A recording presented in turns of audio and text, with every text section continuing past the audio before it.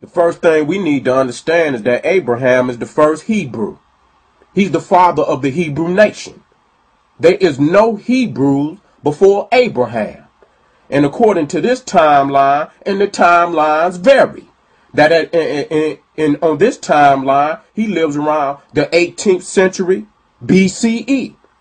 You get some timelines that say he lives around 1675 BCE, which was the entrance of the Hyksos into Egypt. Nevertheless, it don't make a difference because 1800, 1600s, it still don't make no difference because that's very recent to African people's history.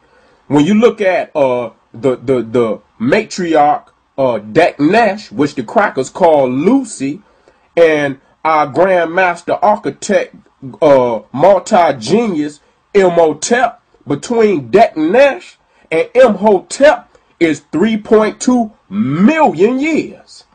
3.2 million years.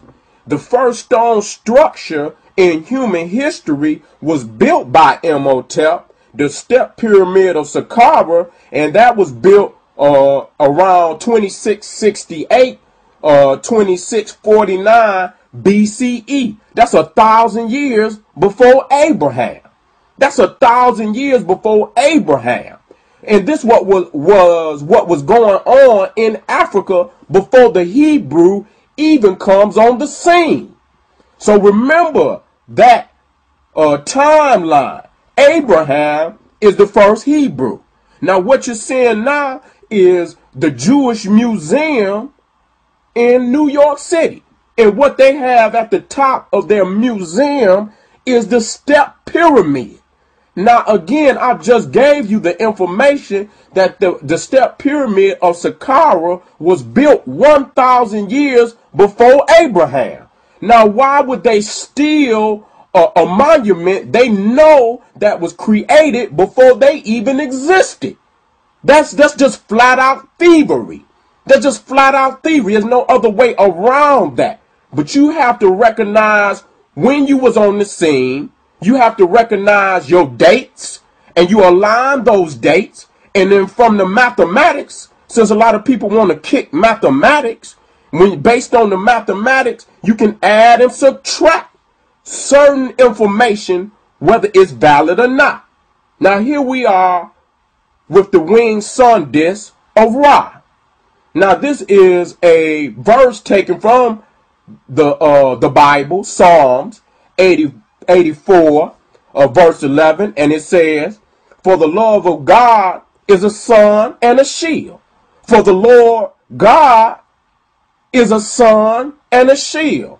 For the Lord God is a sun and a shield. The Lord will give grace and glory.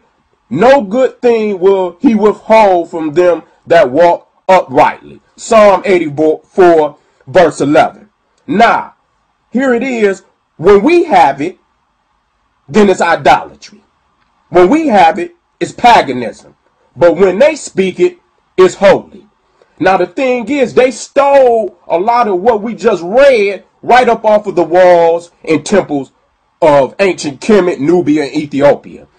Just like I put it right up under the sun disk, it lets you know it fits right with the architecture. It fits right with the symbolisms off of the walls. Because that's where they stole it. That's why when you're dealing with the Bible, they can never show you any physical artifacts, because basically where they stole it from, if they give you images of what the verse is actually saying, it would be nothing but an imitation of what you've seen on the walls of ancient Egypt, Nubia, and Ethiopia. Now as we move to the next slide, it speaks, "But unto you that fear my name shall the Son of righteousness arise with healing in his wings, and ye shall go forth and grow up as calves of the stall." Malachi 4, verse 2. And you must look at this verse because son is spelled with a capital S. With the capital S, meaning that it is a person. And righteousness will arise with healing in his wings. They stole it right up off the wall. You can't get no more clear than that. But when you got it, when the African got it, it's idolatry. It's paganism. It's heathenism. But when they speak it, it's holy. Now let's go on to what they call the Lion of Judah. Another plagiarized concept. Because tens of thousands of years before there was a Lion of Judah, there was a Lion of Kemet. That's just self-evident. Heru on the horizon. The lion is an animal indigenous to Africa. Understand that. That the lion is indigenous to Africa. It's an African animal. And it was deified thousands of years in the motherland before any Hebrew was known as the Lion of Judah. Now what you're seeing right here is I shot this at you because this is not from the Hebrews. This is from the Museum of Anthropology in Mexico. Now what you're looking at is an elephant. The fact is there is no elephants in the Americas. This is a testimony of where their knowledge was coming from. You got a damn elephant in their religiosity, in their spiritual concept. How did it get there?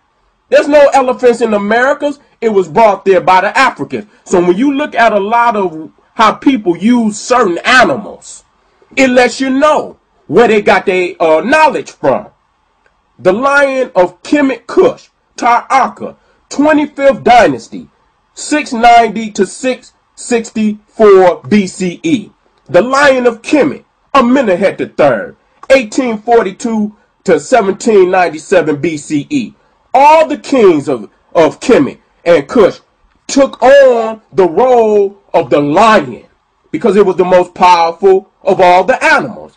And you even see Sekhmet, the lioness, who was the goddess of war. So they even had the feministic side of that principle of the lion. Again, the Lion of Kemet Kush, Taraka.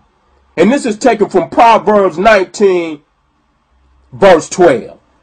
The king's wrath is as the roaring of a lion, but his favor is dew upon the grass. Let us move to circumcision.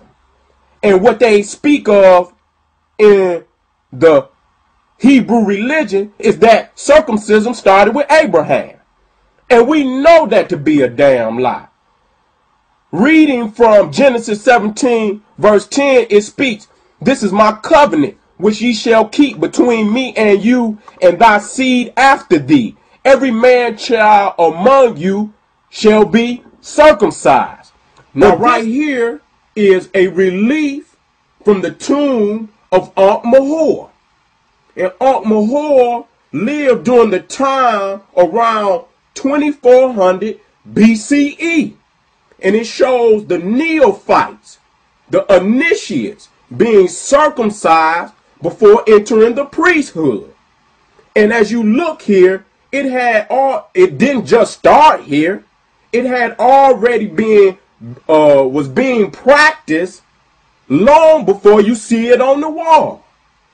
Now what we're seeing here is the Hebrew priest blowing the ram's horn sacred to Amun-Ra. Now you was in Egypt for 430 years. You was in there for 430 years. You seen the practices. You seen the deities. You seen the animals that was sacred to the deities. When we have it as African people, it's idolatry. It's paganism. It's heathenism. But you can take the same symbol and then it becomes holy. This shows our Sultan, Pharaoh Tutmosis III, with the ram horns representing Ra, clearly a part of his religious identification. We see this. You see also Khnum, which was a sacred deity of the Nile Valley, who was represented as a ram. When the African have it, idolatry.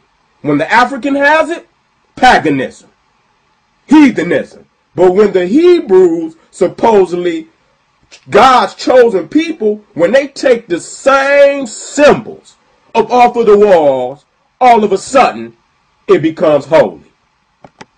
Please go straight to what the Hebrews stole out of Egypt, video 2. Thank you.